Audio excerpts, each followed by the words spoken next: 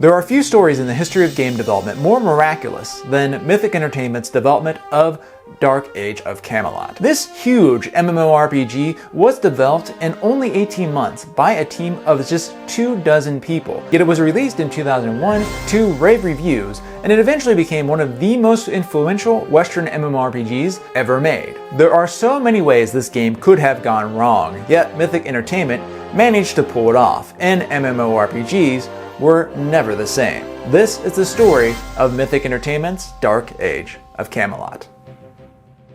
To get to the roots of Mythic Entertainment, the studio behind Dark Age of Camelot, we have to go way back. All the way back to 1984, the same year Nintendo launched the Nintendo Entertainment System in North America. That's the year Mark Jacobs founded Adventures Unlimited Software Incorporated and launched a multi-user online dungeon, also known as a MUD, called Aradath. According to an interview published on IGN, Jacobs decided to make his own game when he, quote, got pissed off at the company who made the world's second MUD. That second MUD being the Scepter of Goth, which went online in 1983. This was the wild west of online gaming. There were no rules, no standards, nothing to suggest what an online game should do, how it should evolve, how much it should cost, or how it should be hosted. Data centers as we know them today weren't really a thing, leaving those looking to host an online game to figure out the infrastructure entirely for themselves. Lacking any obvious alternatives, Jacobs decided to host the game out of his home. In an interview with Massively Overpowered, Jacobs said that, quote, when I tried to get the phone company to install 9 phone lines, they balked for a while. They said the only reason I could want so many phone lines was either because I was a drug dealer or running a brothel.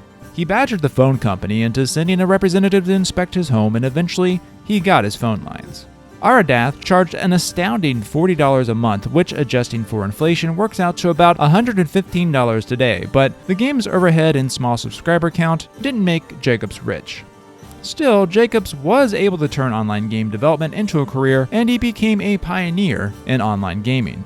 Adventures Unlimited went on to make several games for a pair of early online services, Genie and the National Videotex Network. The most notable of these was 1990's Dragon's Gate, a MUD that launched on Genie and later moved to America Online. Initially priced at $20 an hour, Dragon's Gate found a dedicated base of several thousand fans and became a key hit for the Genie service. Jess Mulligan, who was at the time serving as Genie's product manager, has gone on record saying that one superfan spent $2,000 a month every month for a year. While Jacobs was running Adventures Unlimited, Rob Denton and Matt Ferrer were trying to make ends meet at Interesting Systems Incorporated. Denton had started the company by purchasing the rights to franchise, a server running the Scepter of Goth, that same MUD that had pissed off Mark Jacobs. But Denton later said that, quote, the whole thing fell apart rather messily. He switched focus to creating a new MUD, Tempest, which went live in 1990. Like Jacobs, Denton decided to run the company out of his home instead of renting an expensive office space, and as the game grew, he eventually registered up to 20 phone lines. In 1995, Mark Jacobs and Rob Denton connected through a mutual acquaintance. The meeting seemed to have been pretty informal at first, but after several chats and several months, they decided to join their companies into one game development studio with a continued focus on online games. That new company was Mythic Entertainment, and it operated from its headquarters in Fairfax, Virginia. The newly founded Mythic Entertainment wasted no time getting started on its next project and became prolific through the late 1990s, releasing more than a dozen titles in this period. This includes franchise games like Aliens Online, Starship Troopers Battlespace, and Independence Day Online, as well as the Darkness Falls series of text-based MUDs, and a fantasy combat game, Rollmaster Magestorm, which received a 3D spiritual successor called Spellbinder: The Nexus Conflict in 1999. Now, if you've never heard of these games before, well, I don't think you are alone, and I believe there's good reason why Mythic's earlier games flew under the radar. Many were released exclusively in partnership with online services like GameStorm, which began a bit like an early incarnation of Xbox Game Pass or PlayStation Now, though it was arguably even more ambitious. Subscribers signed up for a flat monthly fee of $10 per month, which gave them access to the GameStorm library and access to matchmaking, message boards, web forums, and editorial content like previews and reviews. The games Mythic worked on in its early years, though released on online services, weren't massively multiplayer role-playing games, and aside from the company's MUDs, most were not persistent online worlds. But Jacobs and Denton did have hopes for building something in the massively multiplayer genre, and they made several attempts in the late 1990s. According to Jacobs, Mythic tried to talk Kesmai, the owner of GameStorm, into letting Mythic build a 3D online role-playing game. The pitch based the game on Kesmai's series of early online role-playing games, Dungeons of Kesmai and Island of Kesmai, but Kesmai opted not to fund the game. The team also dreamed up an online role-playing game in a sci-fi universe tentatively named Into Eternity, but again, it failed to attract funding for the project. Then, in November of 1999, Electronic Arts purchased Kesmai. Technically, this has nothing to do with Mythic Entertainment itself, but I do think it illustrates a chain of events that nudged Mythic towards developing an MMORPG on its own terms. This is not because of the relationship between Kesmai and Mythic, as by 1998, it seems Mythic was already shifting away from GameStorm and towards other partners. However, I think EA's purchase of Kesmai was evidence that the business model Mythic relied on in its first few years was going extinct. You see, Kesmai's idea of charging a flat monthly fee for access to GameStorm was really an offshoot of the pre-internet era of online networking. Before the internet, anyone wanting online access had to sign up for a specific network provider like America Online or CompuServe, which came with its own brand of email, message boards, and websites, all at a set hourly or monthly fee. These services each needed their own exclusive content to help them stand out, and early proto-MMORPGs were part of that. America Online had Neverwinter Nights, the Sierra Network had the Shadow of Eusebius, and Genie had Mythic's Dragon's Gate, to name a few of the more popular titles. But by the late 1990s, the open internet had arrived. Gamers, along with everyone else, no longer had to sign up for a specific network to access message boards or websites. They could visit any site they'd like whenever they like. Online games enjoyed similar freedom as players could connect with others across the globe or to servers by sharing an IP address. The arrival of new matchmaking clients like mPlayer and GameSpy built on this to help players find games for free. This had the potential to be a big problem for Mythic since it removed the business model the developer had relied on, but it also meant the company could pursue its dream of building a big, persistent online role-playing game without a network partnership. And in late 1999, as the success of EverQuest and Asheron's Call kicked off a new era of MMORPGs, Mythic Entertainment took its first steps towards making that dream a reality. I think it's important to understand that the Mythic Entertainment that began development of Dark Age of Camelot in 1999 was a mature studio with a solid core team. That included Mark Jacobs and Rob Denton, co-founders of Mythic Entertainment, as well as Matt Fowler, who, as I'd mentioned, previously worked with Denton at Interesting Systems and was often credited as a producer or game designer on Mythic's titles through the 1990s. Other members of the team included designer Colin Hicks, artist Michael Crossmeyer, Missy Castro, and CJ Greb, programmers Brian Ackles, Darren Hyrip, and Bob Sellers, sound designer Brad Derrick, and monster encounter designer Lori Hyrip. In total, Mythic Entertainment had about a dozen employees at the time development of Dark Age of Camelot began, and that would double by the time the game shipped.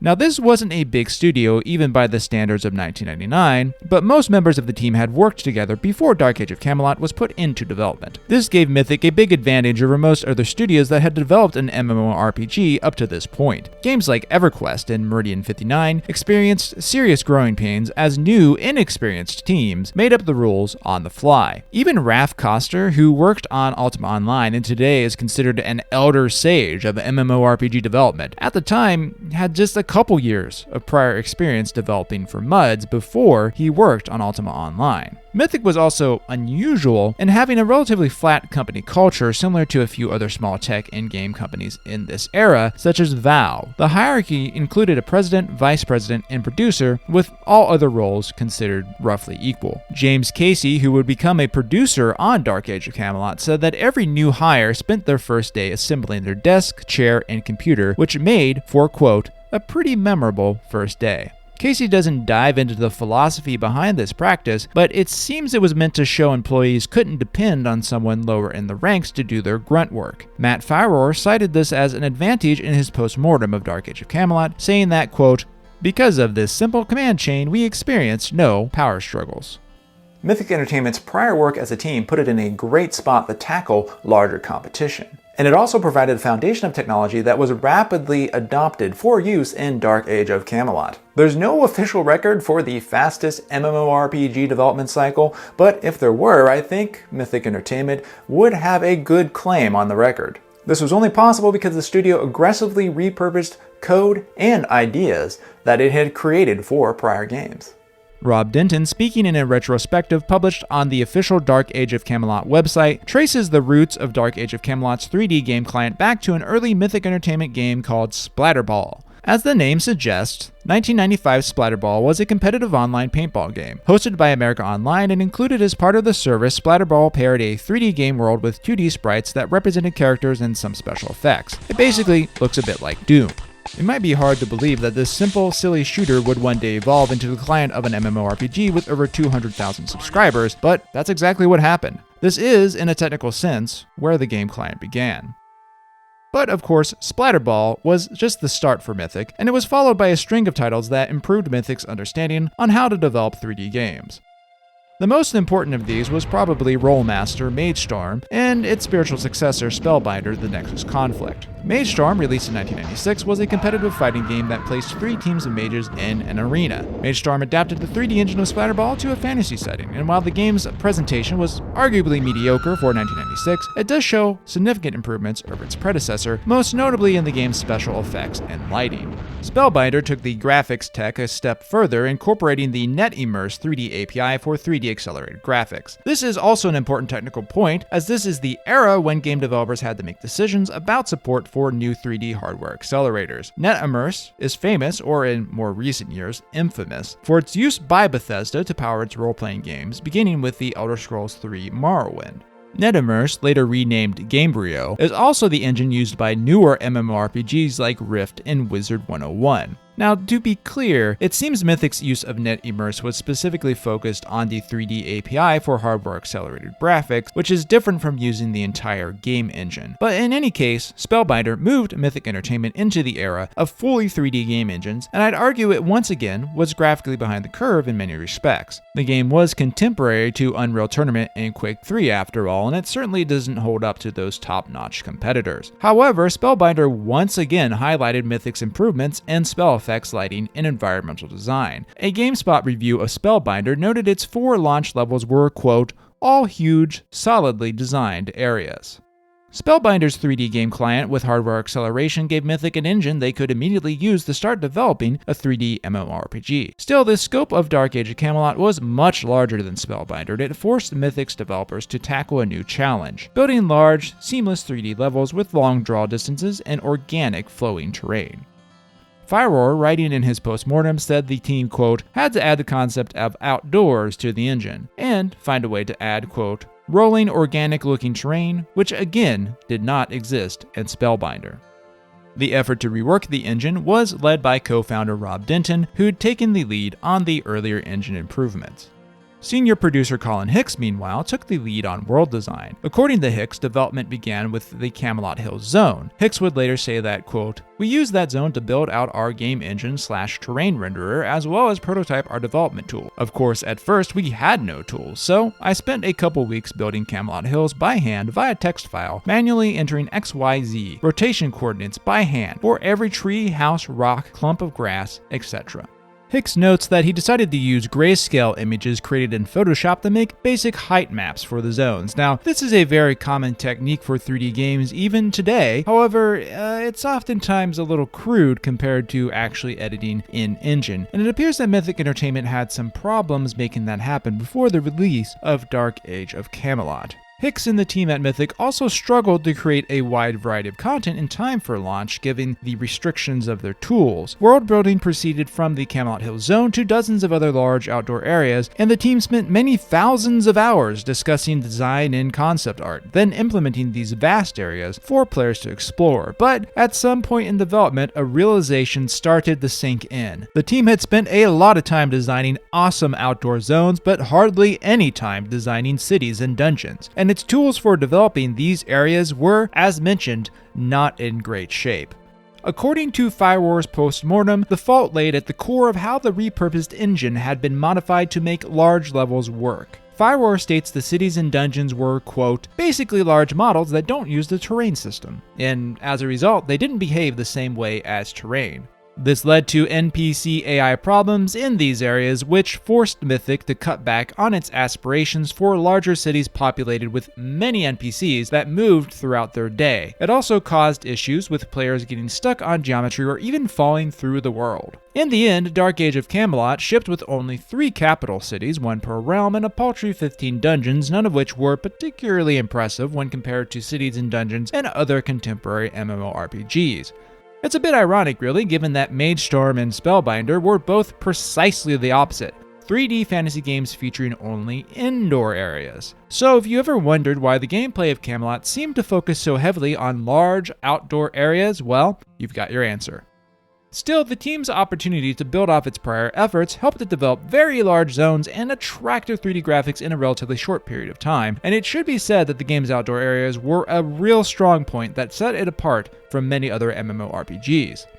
That was key, as by the game's launch in 2001, Dark Age of Camelot was no longer competing with just EverQuest, but instead an expanded vision of that game, which by the end of 2000 included 2 all-new continents, not to mention other massive titles like Funcom's Anarchy Online. Camelot didn't have the largest game world, but it was a contender, and it had less dead space than Anarchy Online or Asheron's Call. The studio's prior work developing online games also gave it much-needed experience implementing game design in a live environment. In fact, Mythic Entertainment initially put Dark Age of Camelot into production as a game built off the fundamental concepts of Darkness Falls, and it was originally envisioned as a successor to Darkness Falls: The Crusade. Darkness Falls itself was an evolution of Tempest, the first MUD that Rob Denton had put together for Interesting Systems Incorporated. In other words, the roots of Dark Age of Camelot's gameplay already went back a decade when the game was first put into development. Mythic started development by trying to mesh Spellbinder's game engine with the server backend used for Darkness Falls. The developers found this worked rather well. Matt Firewar, writing in his postmortem, said that, quote, having such a solid client and server right at the start with associated client/server messaging alone saved us at least a year of development.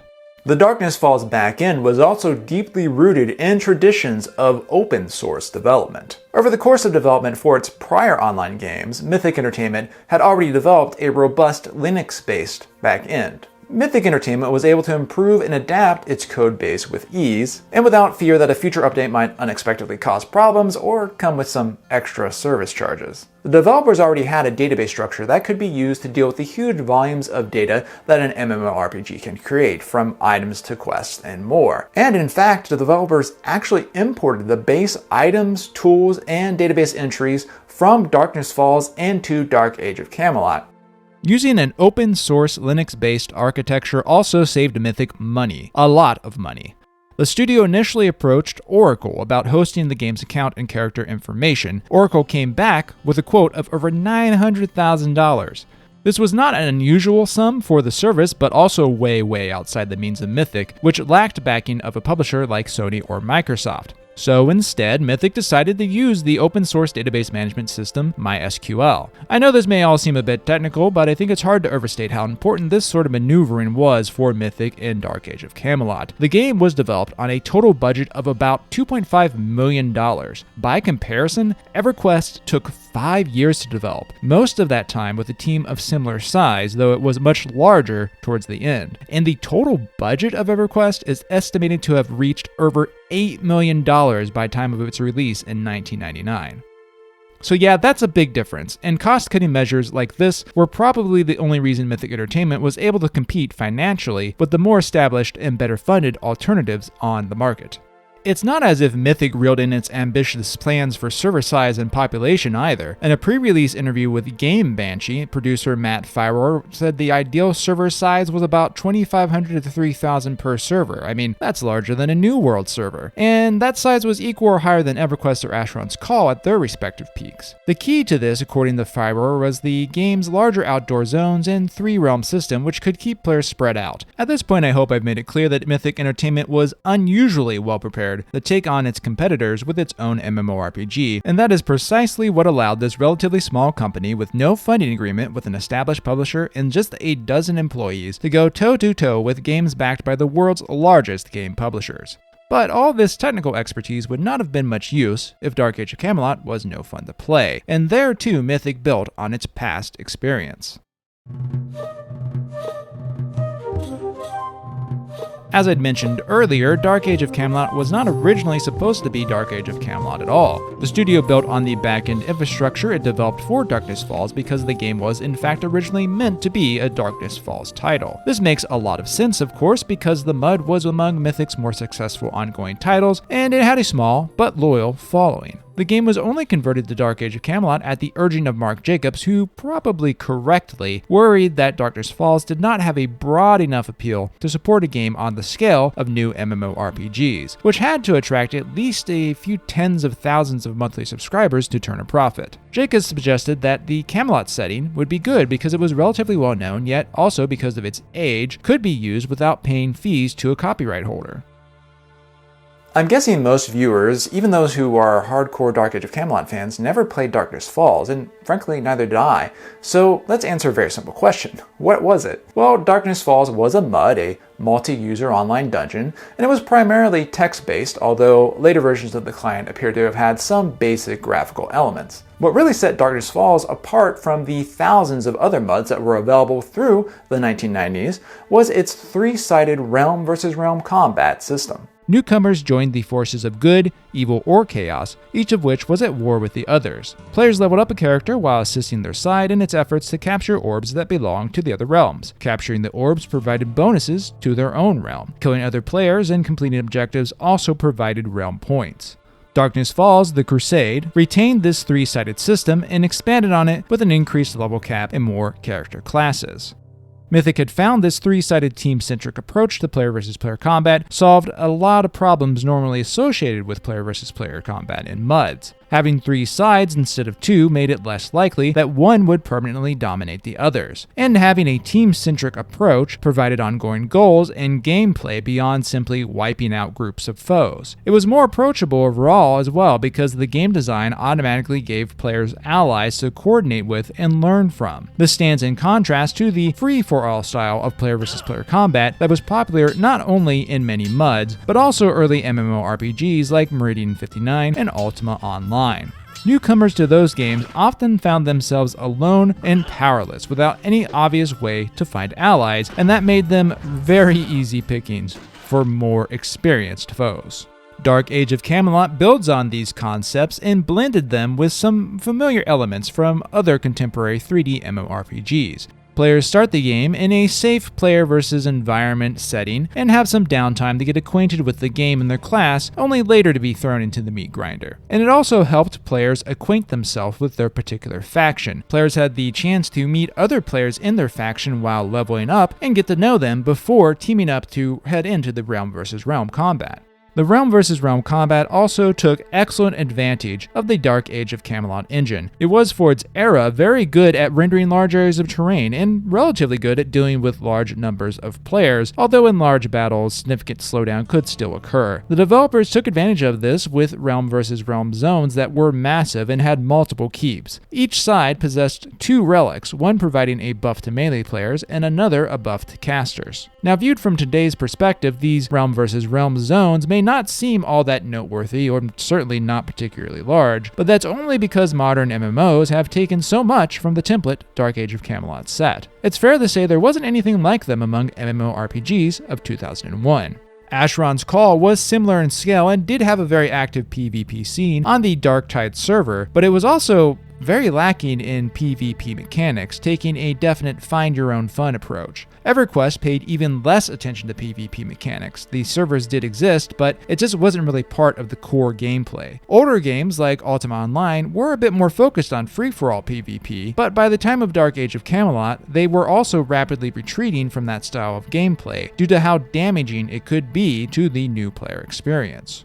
To put it another blunter way, Dark Age of Camelot was arguably the first successful player versus player MMORPG. EverQuest, Asheron's Call, and Ultima Online had PvP, sure, but they actually did not have good gameplay systems, or in many cases, any gameplay systems to support player versus player combat. Dark Age of Camelot was distinctly different because it had an end goal, controlling the relics, which was both achievable and very important, as the bonuses the relics provided a faction were not trivial.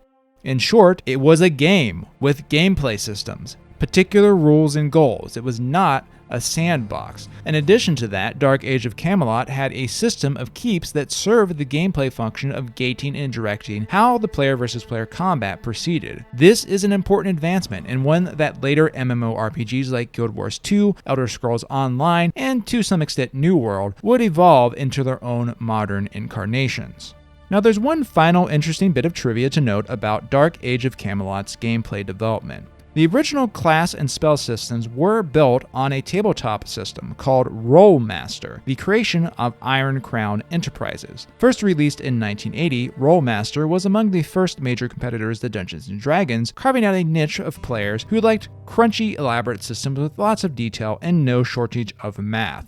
As luck would have it though, Iron Crown Enterprises went bankrupt in 2000, and Mythic Entertainment lost the rights to Rolemaster. So the developers were forced to remove all references to the system. In the end, Rolemaster doesn't seem to have had much impact on the game systems, but it may have inspired some themes of classes, spells, and abilities that are found in Dark Age of Camelot.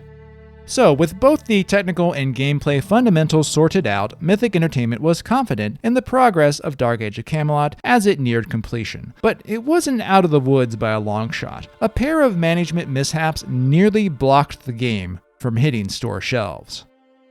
The first among these was a gamble encouraged by Mark Jacobs. Rather than seeking a traditional deal with a publisher, Mythic Entertainment relied only on investment from an organization called Abandon Entertainment.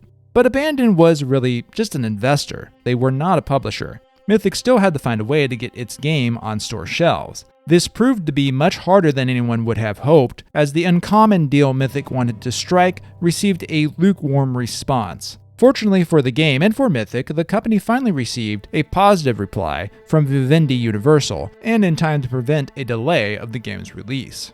Still, this wasn't entirely a win for Mythic Entertainment, and it had some effect on the game's launch. Because it had dodged a traditional publishing deal, Dark Age of Camelot never received the sort of marketing push typical of a big new release. It also largely lacked a PR department, with the developers only contacting press as they saw fit, which is probably why there's not as many in-print previews of Dark Age of Camelot as there had been of EverQuest or Ultima Online, even while major magazines like Computer Gaming World and PC Gamer were running cover stories on EverQuest expansions and the hugely anticipated, but of course eventually cancelled, Ultima Online 2. Mythic also neglected to nail down a server lease, and when it attempted to negotiate a deal for hardware, it faced a problem any high school or college student will probably find familiar. It had no credit history. Without that, companies refused to sign off on a lease for hardware worth $500,000. Unlike the distribution deal, which ultimately worked out okay for Mythic, this became a truly immovable obstacle. There was nothing within the power of President Mark Jacobs or the development team to fix the company's non-existent credit. In the end, the company was forced to simply buy its servers outright. If the company had spent a little more money up to that point or received a little less investment from Abandon Entertainment, it might have ended up with a great MMORPG and no servers to run it on. That really would have been a shame because, to everyone's surprise, Mythic Entertainment had created a genre-defining hit. Dark Age of Camelot was released on October 9th, 2001, and it immediately shot up the charts. It was the best-selling PC game for the week of its release, which, according to Computer Gaming World, made the game hard to find at many retailers. Demand was so high, in fact, that it led to something that modern gamers are very familiar with. Scalpers sold boxed copies on eBay for hundreds of dollars above the normal asking price. Though the game was played online distribution was at this point still in its infancy, so players had to snag one of the boxed copies, which reportedly numbered around 75,000 by December of 2001. The game remained among the top 5 PC games several months after, leading to an estimated revenue of $30 million the following year. The game's sales success is remarkable given its competition. PC gamers really could not step foot in their local software retailer without running into an MMO. There was not only the older titles like Ultima Online, EverQuest, and Asheron's Call, but also new games like Anarchy Online, RuneScape, and the infamous World War II Online. With that said, Ferrer notes in his postmortem that the game likely benefited from the delay of Shadowbane, another highly anticipated MMORPG with a PvP focus, as well as the delay of Blizzard's Warcraft 3, the RTS game, to be clear, not the later MMO. Though it was in a different genre, Warcraft 3 was a huge game, and it was originally scheduled to release the same week as Mythic's new MMO. Dark Age of Camelot's reputation was bolstered by both excellent fan reception and positive critical reviews. Fans were pleased by the game's smooth launch, which saw downtime measured in hours rather than days, and was far less prone to persistent random disconnects, login issues, or in-game lag. In short, Dark Age of Camelot was playable and enjoyable on the day it was released, something that's rare even among modern online games. Mythic Entertainment did run into issues with managing customer service in the months that followed, particularly because of player counts that were much higher than expected. Still, the scale of this problem did not seem to be enough to immediately change the game's fortunes. Critics, meanwhile, were very pleased by the game's spin on the EverQuest formula. Computer Gaming World ran a blurb with the subhead, "Dark Age of Camelot outclasses EverQuest at its own game," in January of 2001. And then doubled down on its praise in an extremely positive review that followed next month. Reviewer Mark Asher noted that while the game was, quote, a bit thin on content due to underwhelming dungeons, the gameplay was also, quote, the best I've yet experienced in an online RPG. Asher was particularly impressed by the wide range of classes in the realm versus realm battles. GameSpot's review was even more dramatic, declaring that Dark Age of Camelot marked, quote, the dawning of a new era in a gaming genre. This extremely positive take was penned by Greg Kasavin, and this, by the way, is the same Greg Kasavin who went on to work at Supergiant Games and is credited as writer and creative director on modern hits like Bastion and Hades. The combination of favorable fan sentiment and excellent reviews sent subscriber counts vertical, with the game reporting up to 250,000 subscribers by early 2002. That put Dark Age of Camelot on par with Ultima Online, and over time ahead of it. This was also an even quicker rate of growth than EverQuest had seen at its release, though Dark Age of Camelot never actually managed to beat the reigning champion's subscriber counts. And for a time, things were good. Mythic Entertainment kept players interested both through the realm versus realm combat, which gave the core fan base an almost endlessly replayable competitive space to sink their teeth into, and a series of expansions that were well received. Shrouded Isles, released in November of 2002, added new classes, races, and continents. Foundations, a free expansion in June 2003, added player housing. Trials of Atlantis, another paid expansion released in October 2003, with 3 new races, a graphics overhaul, and underwater areas. New Frontiers, a free expansion in 2004, reworked the realm versus realm combat, and it was followed by a paid expansion, Catacombs, that added new classes and instance dungeons. This, however, is where player counts start to enter a permanent downward spiral from the height of 250,000 subscribers. This continued despite the release of another major paid expansion, Darkness Rising, that added widely requested features including new epic weapons, player mounts, and a rework of high-level progression. It just was not enough, and at this point, the game was badly bleeding players. The game's last expansion, Labyrinth of the Minotaur, released in November 2006, and it was relatively minor, adding just 1 dungeon, class, and race. It's tempting to blame Dark Age of Camelot's death spiral on these expansions, and certainly some veterans seem to do so in retrospect, with Trials of Atlantis and New Frontiers bearing the brunt of the blame. But let's face it was really World of Warcraft that killed the game. Blizzard's hit simply demolished all the MMORPGs that came before it, and that included not just Dark Age of Camelot, but also EverQuest, Asheron's Call, and Ultima Online. Mythic, for its part, seems to have willingly allowed Dark Age of Camelot to slip away. Mythic Entertainment, in a move reportedly led by CEO Mark Jacobs, acquired the rights to the Warhammer license in 2005 and began development of the game that would become Warhammer Online: Age of Reckoning. Then, in 2006, Electronic Arts announced it would acquire Mythic, with the deal closing in 2007. EA's purchase of Mythic, which was at this point reported to have 175 employees, was part of EA's effort to buy into the massively multiplayer RPG market, which at the time was widely considered to be the one true future of gaming. As the acquisition progressed, Mythic went all in on development of Warhammer Online, which many fans of the genre thought might be a World of Warcraft killer. That left Dark Age of Camelot on the back burner.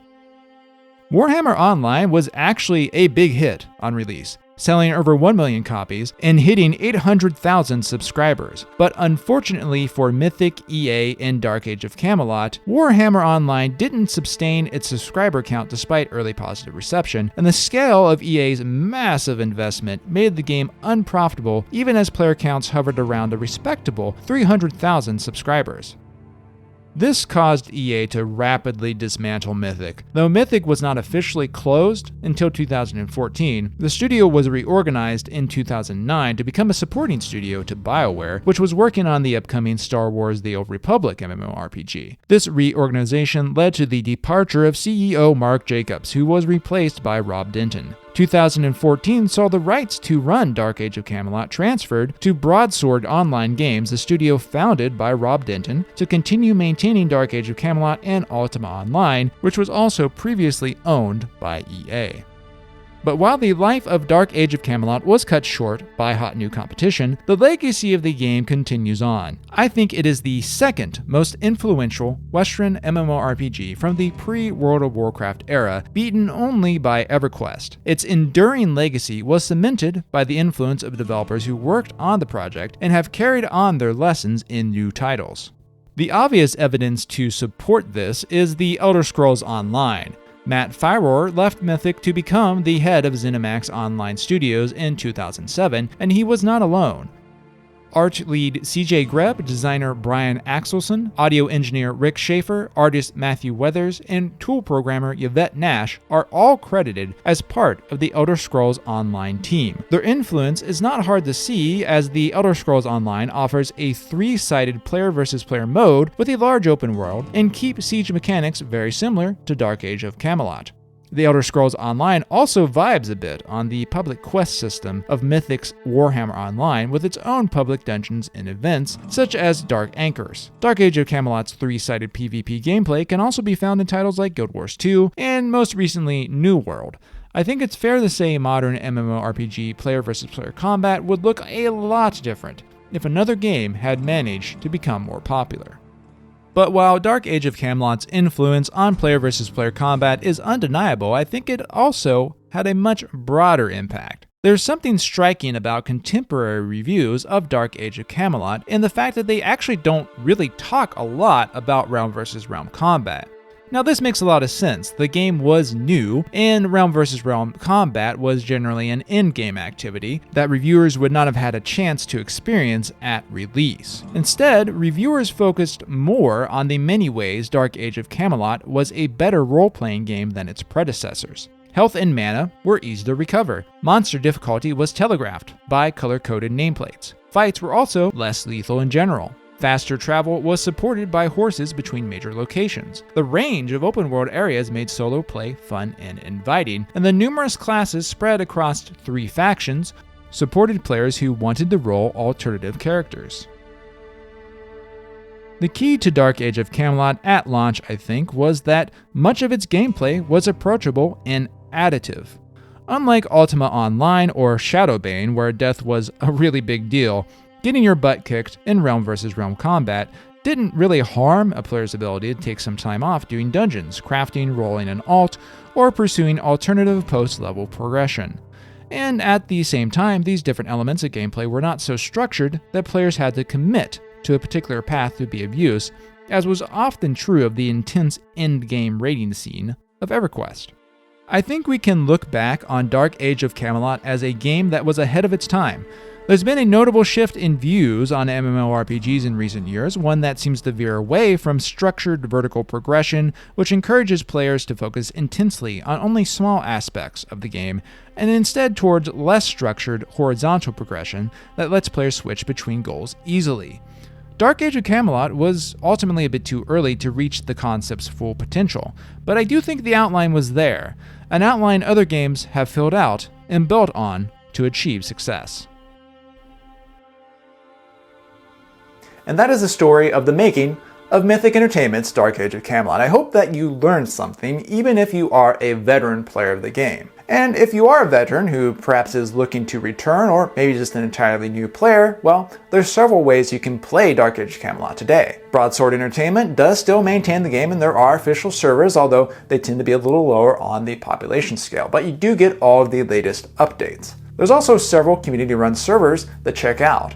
One I might recommend is Uthgard, which is focused on realm versus realm combat and is a somewhat older community-run server. There's also a newer server called Eden, which is very popular right now as of December, January 2023, and that is definitely the way to go if you're looking to get into it for the first time. Of course, if you liked this video, go ahead and give it a like, and if you really liked it, please go ahead and subscribe. You can expect to see more videos like this from Computer Gaming Yesterday in the future. Thank you for watching, and I will see you next time.